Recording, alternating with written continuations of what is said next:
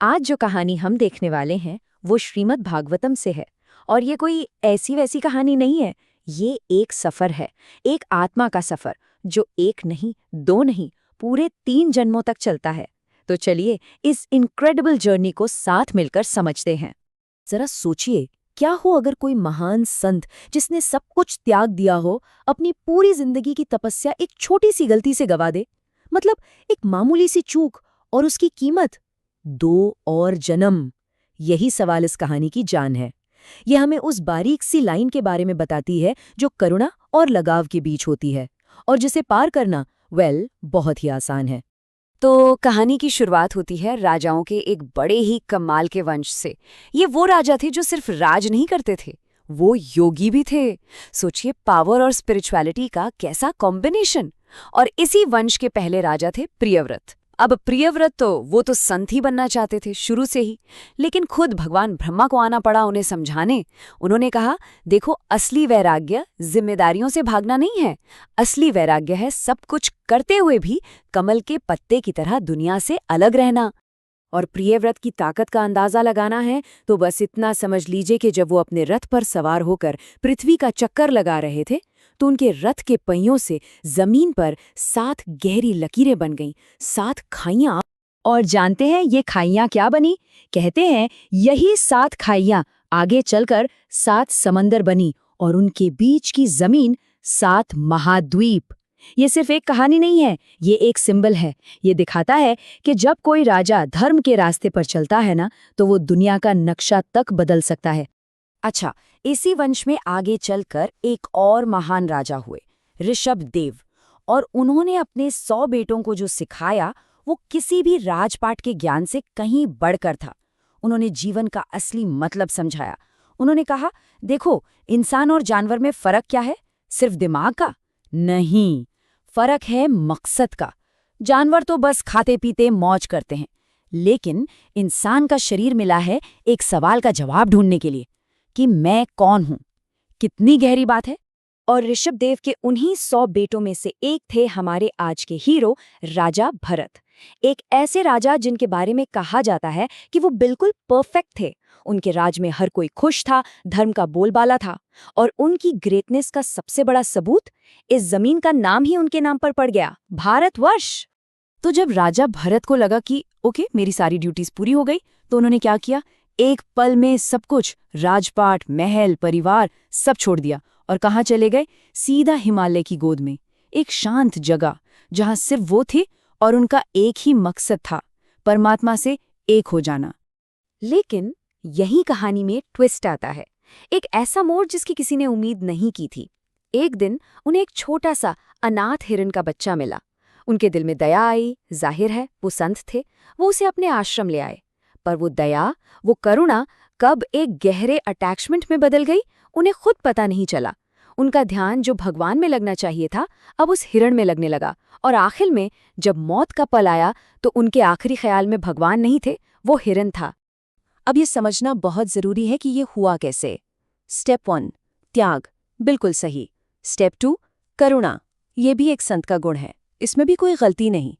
लेकिन स्टेप 3, आसक्ति, अटैचमेंट, बस यहीं पर पैर फिसल गया। और नतीजा, पुनर्जन्म। जिस साइकिल से निकलने के लिए उन्होंने सब कुछ छोड़ा था, उसी में वापस आ गिरे। गीता में एक बात कही गई है, यम यम वापी स्मरण भावम त्यजत्यन्ते कलेवरम। इसका सीधा सा मतलब है कि मरते वक्त आपका मन जिस चीज में लगा होता है ना, आपका अगला जन्म उसी से जुड़ जाता है। भरत का मन किस में अटका था? हिरण में। तो उन्हें अगला शरीर भी किसका मिला? एक हिरण का। लेकिन ये कोई मामूली हिरण नहीं था। सोचिए, एक हिरण का शरीर, लेकिन उसके अंदर एक महान राजा और संत की यादें जिंदा थीं। उसे अपनी गलती का पूरा एहसास था। उसे पता था कि एक छोटे से अटैचमेंट ने उसे कहां से कहां पहुंचा दिया। इसीलिए वो हिरण हमेशा संतों के आश्रम के पास ही रहता, उनकी बातें सुनता और बस चुपचाप इंतजार करता कि ये शरीर कब खत्म हो। तो हिरण का जीवन पूरा हुआ और अब भरत को मिला एक आखिरी मौका। इस बार उनका जन्म हुआ एक बड़े ज्ञानी ब्राह्मण के घर। और कमाल की बात ये थी कि उन्हें सिर्फ अपने राजा होने का जन्म याद नहीं था, उन्हें हिरण वाला जन्म भी याद था। सोचिए, 2 जन्मों की यादें। उनका बोझ भी और उनसे मिली सीख भी सब उनके साथ था। और इस बार भरत ने जो स्ट्रैटेजी अपनाई वो कमाल की थी। उन्होंने सोचा, पिछली बार लगाव ने मुझे फंसाया था, इस बार मैं किसी को मौका ही नहीं दूंगा। तो उन्होंने क्या किया, उन्होंने दुनिया की नज़रों में पागल और बेवकूफ़ बनने का नाटक शुरू कर दिया। एकदम गूंगे बहरे बनकर रहते थे ताकि कोई उनसे जुड़े ही नहीं। लोगों ने उनका नाम रख दिया जड़ भरत, मतलब अ फूल। पर उन्हें क्या पता था कि इस फूल के पीछे कितना बड़ा ज्ञानी छिपा है। एक बार तो मतलब हद ही हो गई। कुछ डाकुओं ने उन्हें पकड़ लिया, मानव बलि के लिए। सोचिए, मौत बिल्कुल सामने खड़ी है, गर्दन पर तलवार रखी है, और जड़ भरत वो एकदम शांत हैं, बल्कि मुस्कुरा रहे हैं, क्योंकि वो जानते थे कि ये तलवार सिर्फ शरीर को काट सकती है, आत्मा को नहीं। और उनकी ये शांति, ये स्टिलनेस इतनी पावरफुल थी कि खुद देवी काली को प्रकट होना पड़ा। उन्होंने उन डाकुओं का अंत किया और अपने भक्त को बचाया। और फिर आखिरकार वो दिन आया जब दुनिया ने उस मूर्ख के अंदर के ज्ञानी को देखा। हुआ ये कि एक राजा थे रघुगण। उनकी पालकी उठाने वालों में एक आदमी कम पड़ गया, तो लोगों ने जड़ भरत को जबरदस्ती काम पर लगा दिया। अब जब राजा ने देखा कि ये आदमी ठीक से चल नहीं रहा, तो उसने उन्हें बहुत डांटा, इंसल्ट किया। और बस उसी पल भरत का सालों का मौन टूट गया। उन्होंने कहा, हे राजन, तुम जिसे थका हुआ कह रहे हो वो तो ये शरीर है, मैं शरीर नहीं हूं। आत्मा ना चलती है और नहीं थकती है। राजा रहुगण के तो होश उड़ गए। उसका सारा घमंड एक पल में टूट गया। वो समझ गया कि ये कोई पागल नहीं, ये तो कोई बहुत पहुंचा हुआ महात्मा है। वो सीधा पालकी से उतरा, जड़ भरत के पैरों में गिर गया और उनसे ज्ञान की भीख मांगने लगा। तब जड़ भरत ने उसे वो ज्ञान दिया जो उन्होंने 3 जन्मों में सीखा था। उन्होंने कहा, राजन, ये जो दुनिया हमें दिखती है ना, ये असल में एक बहुत घना और खतरनाक जंगल है। उन्होंने दुनिया को एक जंगल की तरह समझाया। कहा कि हम सब, सारी आत्माएं इस जंगल में एक मुसाफिर की तरह हैं। और हम सब क्या ढूंढ रहे हैं? खुशी, बस थोड़ी सी खुशी। पर इस जंगल में जो सुख दिखता है ना, वो एक धोखे जैसा है। जैसे रेगिस्तान में दूर से पानी दिखता है, पर पास जाओ तो सिर्फ गर्म रेत होती है। ये दुनिया के सुख भी बिल्कुल वैसे ही हैं, एक इल्यूजन। और ये जंगल, ये खतरों से भरा पड़ा है। यहाँ चोर हैं। कौन? हमारी अपनी इंद्रियां, आंखें, कान, मन, जो हमारी समझ और शांति को चुरा ले जाते हैं। यहाँ जहरीले सांप भी हैं, गुस्सा, नफरत। यहाँ लालच और जलन जैसे भूखे भेड़िए घूम रहे हैं।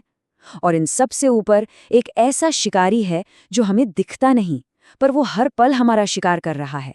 वो है समय।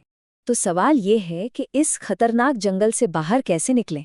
जड़ भरत ने बताया, रास्ता बाहर नहीं है राजन, रास्ता अंदर है। जब तक हम खुशी को बाहर की चीजों में ढूंढते रहेंगे, हम भटकते ही रहेंगे। लेकिन जिस दिन हम अपनी नज़र अंदर की तरफ मोड़ेंगे, अपनी आत्मा को जानने की कोशिश करेंगे, उसी दिन हमें इस जंगल से बाहर निकलने का मैप मिल जाएगा। तो भरत की ये 3 जन्मों की कहानी, ये सिर्फ एक कहानी नहीं है, ये हम सबके लिए एक आईना है।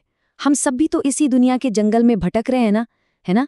यहाँ हर मोड़ पर कोई न कोई चीज़ हमें अपनी तरफ खींचती है या डराती है। तो आखिर में सवाल बस इतना ही है कि इस सफ़र में हमारा कंपस क्या है, हमारा दिशा सूचक क्या है? क्या वो हमारी अपनी इच्छाएं हैं जो हमें भटका रही हैं, या वो ज्ञान जो हमें इस जंगल के पार ले जा सकता है?